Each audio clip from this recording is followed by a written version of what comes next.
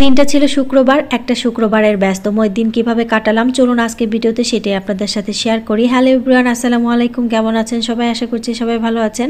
একটি নতুন blog video আপনাদের সাথে শেয়ার করছি।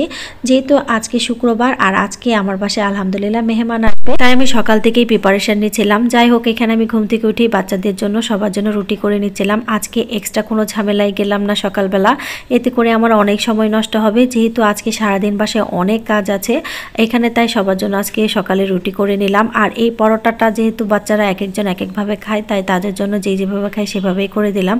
চায়না বাবা নর্মাল রুটি খায়, আবার আমার ছোট ছেলেটা একটু চিনি আর দুধ দিয়ে রুটিটা ভেজে দিলে সে সেটা খায়। যাই হোক, সে এমনি কিছু খেতে চায় না, তাই যেভাবে খেতে চায় আমি সেভাবে করে দেওয়া ট্রাই করি। এখানে রুটিগুলি ভেজে তার সাথে এখন একটু ডিম পোস্ট করে নিলাম। এই ডিম আবার এক একজন এক এক রকম করে খায়। এই যে ডিম পোস্ট করছি, এখানে আবার ছোট ছেলেটা ডিম পোস্ট খাবে না, তার জন্য সিদ্ধ বসিয়েছি। আবার এইখানে আমরা ডিম পোস্ট খাবো, তাই ডিম পোস্টটা এখানে করে নিলাম।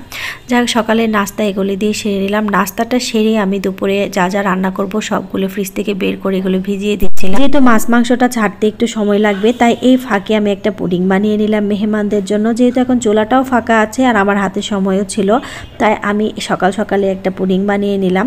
আর এই পুডিংয়ের সব কিছু প্রিপারেশন নিয়ে এটা এখন বাটিতে দিয়ে স্টিমে বসিয়ে দেব। আর এটা হতে বেশি একটা সময় লাগবে না। আরেক চুলায় আমি এখন ছোট মাছ রান্না করে ফেলবো। রান্না করছিলাম আর টেনশন কাজ করছিল সব ঠিকঠাক মতো করে শেষ করতে পারবো কিনা। আসলে এখানে একটা ঝামেলা হয়ে গেছে। জাইনের বাবাকে বারবার বলেছিলাম আজকে যেন সে কোনোভাবে বাজার না নিয়ে আসে, কিন্তু সে টুকটাক বাজার করতে যেয়ে আসার সময় এতগুলি ছোট মাছ কিনে নিয়ে আসছে, যার জন্য আজকে তার সাথে আমি এক প্রকার হাঙ্গামাই লাগিয়ে দিয়েছিলাম। কারণ বাসার খালা মাছ কাটতেই ব্যস্ত হয়ে পড়েছে আর আমাকে কি আর সাহায্য করবে, তাই আর কি করার, নিজের কাজ নিজেই সব করে নিলাম। আসলে খালার মাথায় তো আর টেনশন কাজ করছিল না, আমার মাথায় টেনশন কাজ করছিল যে আমি মেহমানদেরকে ঠিকমতো আপ্যায়ন করতে পারবো কিনা বা সময় মতো রান্নাবান্না শেষ করতে পারবো কিনা। তার কি করার, আমি এই কাটার দিয়ে মুরগিগুলি কেটে নিলাম। যদিও এটা দিয়ে কেটে আমি একদমই অভ্যস্ত না, আমি আমার দাবটি দিয়ে কেটে অভ্যস্ত। আর খালা তো সেটা দিয়ে মাছ কাটছে, কি আর করার, আমাকে এই কাটার দিয়ে সব কিছু কেটে ম্যানেজ করে নিতে হলো। যাই হোক, এখানে আমি সব কিছু ভালো করে ধুয়ে পানি ঝরিয়ে নেব। আসলে কোনো কাজে আমি রেখে বসে থাকতে পারি না যে খালার কখন কাজ শেষ হবে সেই পর্যন্ত আমি অপেক্ষা করব বা ধৈর্য ধরবো, ততটুকু ধৈর্যই আমার নেই। খালার মতো কাজ করে আর আমি আমার মতো কাজ করতেই থাকি। যাই হোক, এখানে কিন্তু যে ছোট মাছটা বসিয়েছিলাম সেটা হয়ে গেছে। এখানে একটু ধনিয়া পাতা দিয়ে এটা নেড়ে চেড়ে একদম এটা রান্না শেষ করে এটা নামিয়ে ফেলবো। তারপরে এখানে আমি একটু গরুর মাংসটা সব মশলা দিয়ে মাখিয়ে তারপরে এটা এখন রান্না করে নেব। আর এটা কিন্তু প্রেশার কুকারে বসিয়ে দেবো, তা নাহলে কিন্তু আরও অনেক বেশি দেরি হয়ে যাবে। ওইদিকে পুডিংটা হয়ে গেছে, তাই এখানে আমি প্রেশার কুকারে মাংসটা বসিয়ে দিলাম।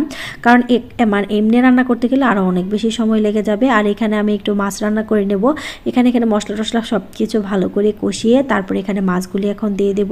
আসলে সব কিছু তাড়াহুড়া করে করছিলাম, বললাম না যে আসলে আমার সময় ছিল কম, আবার এদিকে খালা মাছ কাটতে ব্যস্ত হয়ে পড়েছে, যার কারণে আজকে ভীষণই রাগ লাগছিল। সব কাজ করছিলাম ঠিকই, কিন্তু এদিকে কিন্তু জাইনের বাবার সাথে অনেক রাগারাগিও করছিলাম। যাকে কিনা মাছটা কিন্তু ভালো করে কষানো হয়ে গেছে, কিন্তু টমেটো ধনিয়া পাতা একটু মটরশুঁটি দিয়ে রান্না করে নিলাম। আর এই তরকারিটা এই মাছের তরকারিটা আমার গেস্টরা এত বেশি পছন্দ করেছে, তাদের কাছে নাকি অনেক ভালো লেগেছিল।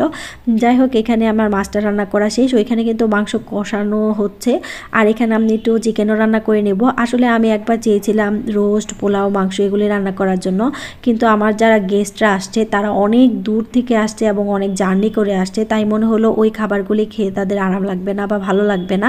এইরকম খাবার খেলে তার হয়তো ভালো লাগবে। এদিকে রান্না করছিলাম, আবার এদিকে কিন্তু আমি খেয়াল রাখছিলাম যে ঘরে সব ঠিকঠাক আছে কিনা, গোছগাছ আছে কিনা। আসলে মেহমানরা আসলে আমি আমার বাড়িটারি সব কিছু গোছগাছ করে রাখতে ভীষণই পছন্দ করি, তাই বারবার দেখছিলাম যে সব ঠিক জায়গায় আছে কিনা বা সব কিছু ঠিক মতো রেখেছি কিনা।